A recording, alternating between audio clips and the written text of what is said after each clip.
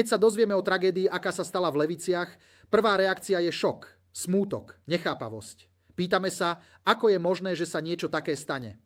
Po prvotných emóciách by však mala prísť aj hĺbšia otázka. Nie len kto to urobil, ale prečo sa to deje čoraz častejšie. Žijeme v dobe rastúceho tlaku. Finančného, pracovného, vzťahového. Neistota z budúcnosti sa stala každodennou realitou. Správanie ľudí sa mení. Sme podráždenejší, unavenejší, uzavretejší. Mnohí fungujú na hrane vyčerpania. Navonok úsmev, vo vnútri úzkosť, strach, pocit, že veci nemajú riešenie. Psychické problémy už dávno nie sú okrajová téma, sú realitou bežného života. Keď má človek pocit, že nemá kontrolu nad vlastným životom, že systém ho tlačí a berie mu energiu aj nádej, vzniká zúfalstvo. A zúfalstvo niekedy vedie k zúfalým činom. To nie je ospravedlnenie. Je to varovanie. Bezpečnosť krajiny nie je len o policajtoch a kamerách. Je aj o psychickom zdraví národa. O tom, či má človek perspektívu, či má šancu dôstojne zvládnuť život. Mnohí dnes cítia, že pracujú viac, ale žijú menej. Že systém ich potrebuje ako výkon, nie ako ľudí. A keď človek stratí nádej, niekedy siahne na život. Svoj alebo cudzí. A vždy je to tragédia pre všetkých. Politici nie sú mimozemšťania. Sú tam preto, lebo sme im tú moc dali. Voľbami, tichom, nezáujmom. Demokracia nie je len právo voliť. Je to aj zodpovednosť pýtať sa, zaujímať sa a tlačiť na riešenia, ktoré zlepšujú reálny život. Bezpečná krajina nevzniká zo sľubov. Vzniká tam, kde majú ľudia pomoc, keď sú na dne.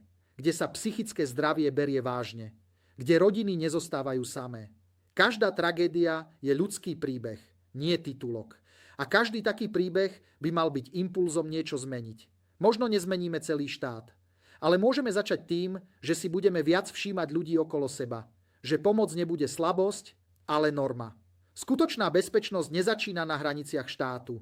Začína v hlavách a životoch jeho ľudí. Je to tragický a nenormálny stav. Keď právny systém stráca rešpekt a spoločenská frustrácia prekročí únosnú mieru, ľudia sa uchyľujú k extrémnemu násiliu ako k zvrátenému riešeniu neriešiteľných situácií. Tento trend smeruje k hlbokej spoločenskej erózii, kde sa stiera rozdiel medzi fikciou a realitou, čím sa oslabujú základné inštinkty ochrany rodiny a blízkych. Súčasné Slovensko čelí bezprecedentnému paradoxu. Sme svedkami nárastu násilia, brutálnych vrážd a tragických samovrážd v intenzite, akú sme od vzniku samostatnej republiky nezaznamenali. Koreňom tohto stavu je rozklad základného princípu spravodlivosti, nevyhnutnosti trestu. Aktuálna atmosféra v spoločnosti evokuje nebezpečný pocit, že pravidlá prestali platiť.